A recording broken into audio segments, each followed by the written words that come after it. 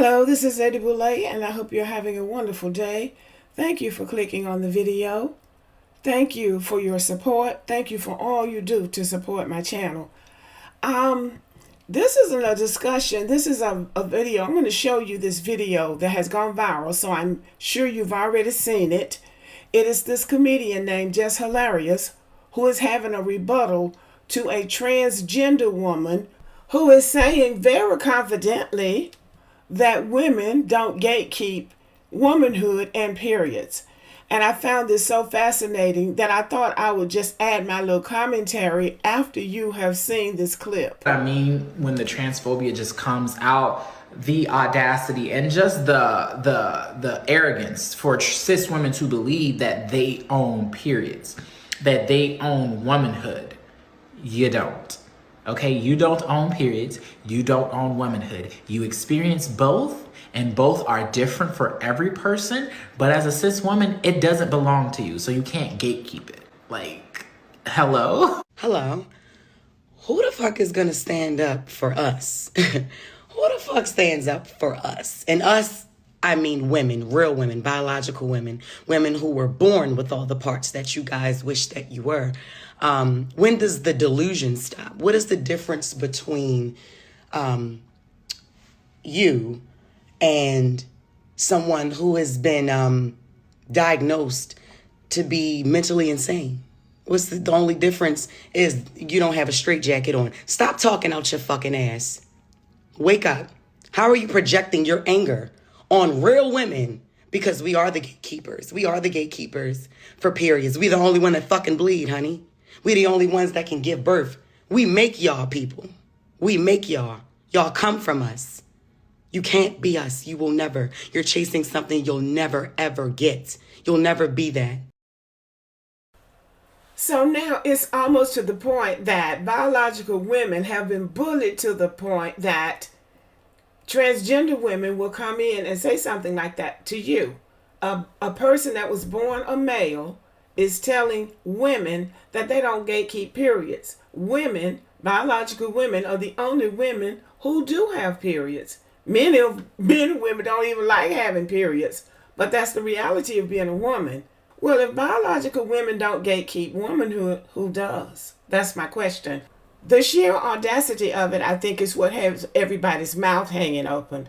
The sheer audacity of somebody who was born a man coming on a social media platform and saying something like that. So whose fight is it? Well, I'll tell you who the fight is for. This is a fight for young black women because a black transgender person threw this out there, and I will assume that she was talking to black women or a black woman. So it's a black woman's responsibility to respond. And I say a young black woman, and a young black woman did respond. And I believe that that is where it needs to go.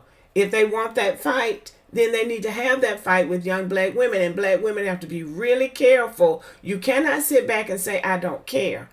Because the minute you do that and somebody else takes over your voice, then it'll be, well, we never should have let it happen, and then start blaming it on somebody else. So it's time for all black women to say how we feel. Our generation went through civil rights, voting rights, busing, school integration, all of the horrors of that generation and that time period.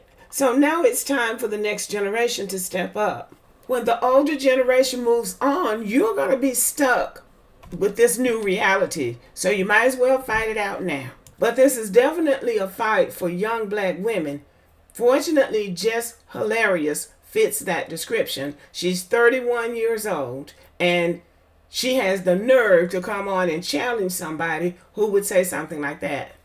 I think women have been bullied into not saying anything because you're transphobic or you're jealous of them. It always comes back to black women being challenged on some level about something. So I'm glad this young woman took a stand because this is a fight for the young generation. In my generation, as a young woman, we didn't have this fight. We didn't have people coming in our faces like that. But that is what happens when you open the door to let people who are not women come through and make them feel comfortable. Now they feel so comfortable that they want to come in and unseat you in your own territory. I knew this was a problem. I knew this was a problem a few years ago when a transgender young man who was biracial, I believe, was in a TikTok video saying that it was really on now because there were uteruses being transplanted. They are now doing uterus transplants. And so now transgender women can have a transplanted uterus and have a baby. And so now there's not going to be a difference between transgender women who are really men and biological women who are really women. And I did a little bit of reading on that because I thought, is that what's going on? Well, what turns out is that there is a such thing as uterus transplants. But they are being designed, this technology is being designed for biological women who have had cancer of the uterus and had to have their uteruses removed. These are young women who had the misfortune of having cancer and had to have their uteruses removed. So they have this technology to help them to have children, or also for women who are not born with a uterus. They're born with all of the other mechanisms of a woman. Their bodies are already prepared for motherhood, but they didn't have a uterus. So that's what this technology is for. But this transgender person was talking about it just like it had been developed for them. So doctors are even saying that they're not going to really do that kind of surgery in a hospital for men because that's what you would be doing it for. Because in the case of a biological woman, her body is already prepared for motherhood, for having a baby and sustaining a baby, except she doesn't have a uterus.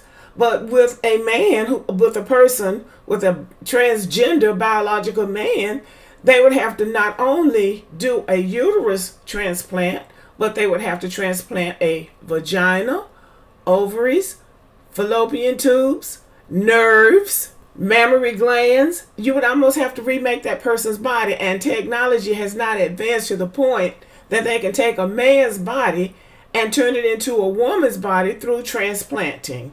You can't remake a man's body, no matter how much you try to transplant and turn it into a woman's body.